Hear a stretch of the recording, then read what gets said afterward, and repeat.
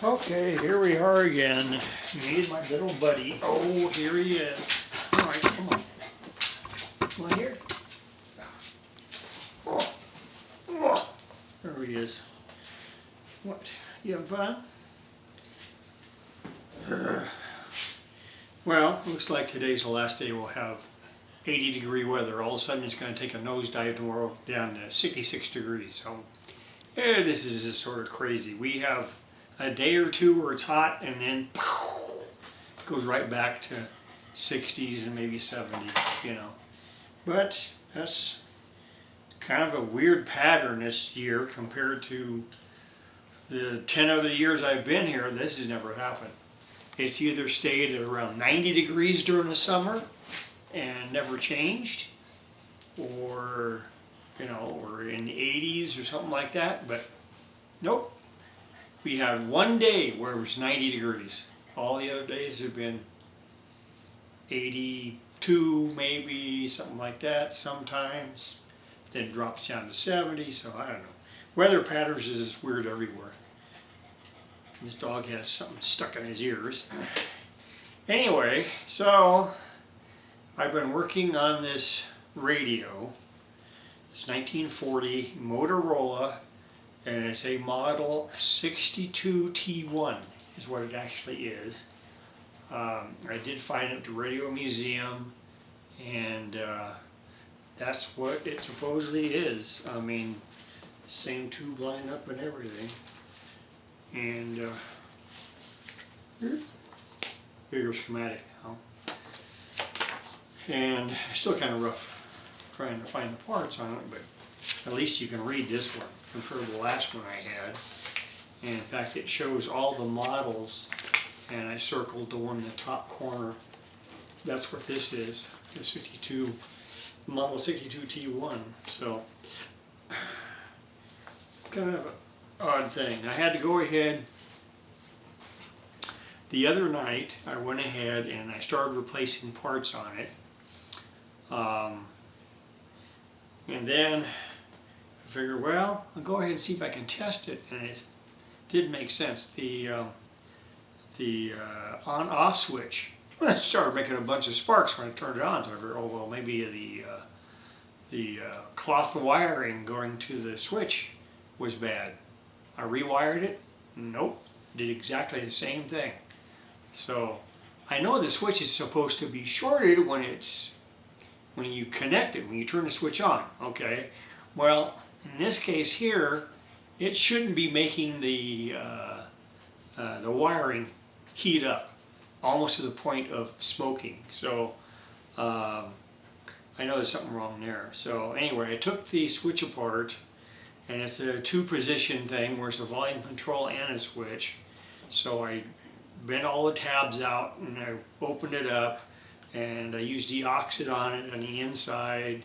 I sprayed it real good, and I, cleaned it up as best I could and put it together. But I've never tested it since I've done all that.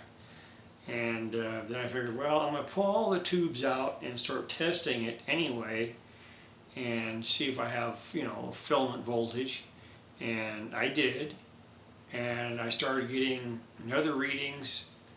High voltage wasn't really high voltage. It was like 42, 43 volts. It wasn't that much. But at least the transformer's not messed up. So at least I know that much about it. So anyway, I'll show you what I've been doing anyhow. Then I'm going to have to go ahead and test these tubes, because I think I may have a blown 80 rectifier. I'm not sure. But I've got replacements for that. I got a couple of them anyway. So a couple of new ones I bought. So you want to get down so I can show them what's going on? Huh? Okay, come on. Oh, there you go. Alright. Now, here, move over here. I'll show you the mess I got going here. And yes, it's a real mess. Yeah, I got stuff everywhere. I just go to spread out everything. It's pretty much a disaster most of the time. Let's see. Well, the problem is I'm trying to keep from getting glare, and it always seems to get glare in there all the time. You see that? Just from that light's like it's too bright sometimes. Now if I put the other light on down below, it's probably worse yet. Oh yeah, see, then it washes everything out. So I can't do that. So I have to see if I can tilt it down a little bit more so you can see more. But anyway, yes, you can see all the little yellow guys are the ones I replaced. All the parts in there are replaced. And this is a switch right here. It's got this long shaft, of course. And I mean, you can hear it click on and off. That's not the problem. But you notice I desoldered it, took the wires off. And then what I did, and what anybody else would do, I guess, but I just did it just to make sure I didn't forget what I'd done with the tubes. I went ahead and I marked all the tube locations and what they were, like, well, it's number 80 rectifier there in the corner, and there's a 41, and then below that there's a 6SQ7, and then there's a, well, it's a VT717. I have no idea what that is normally, but I'll probably find it somewhere. And then a 6A8 GT is the other one. And so, and I've replaced the pilot light bulbs and that sort of thing. And if you can see right there, right down there where that one looks like it's clean, I actually used an eraser on that just to see what it would do. And that's actually what that, this is what this, the chassis should look like. It should look the same as the bottom of it, and it's aluminum, and you could actually use a pencil eraser on it and actually clean it up. Go figure. I'm not kidding. That's what it does. For instance, we'll do a spot over here, in the middle of nowhere. It's just a regular old pencil eraser.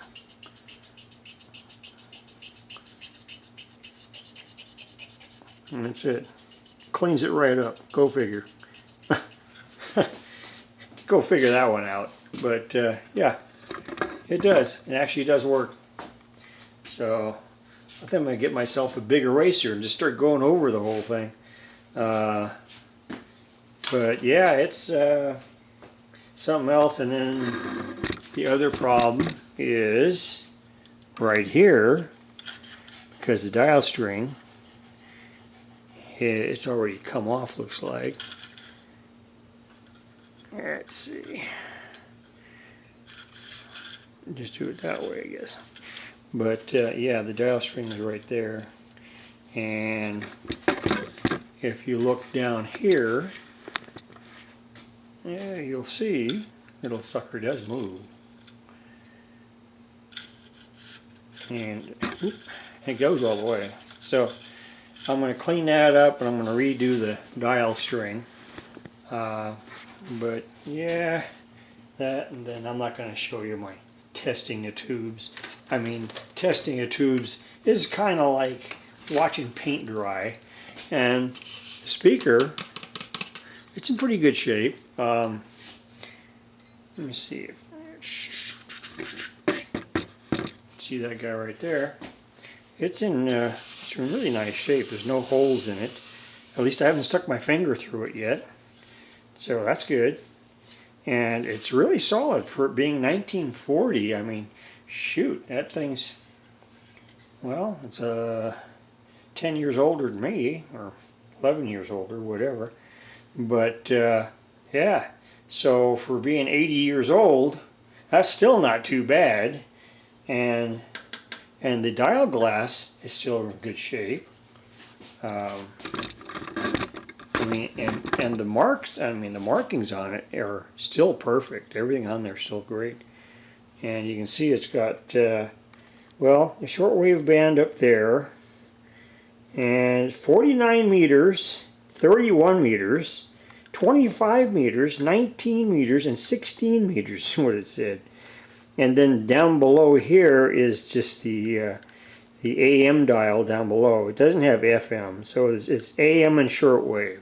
So the band switch is only going to switch on 2 coils is all it's going to do. So that's all it's going to be. So, but yeah, we're working on this a little bit at a time, and we got to find out this other problem with the switch and see what's going on there.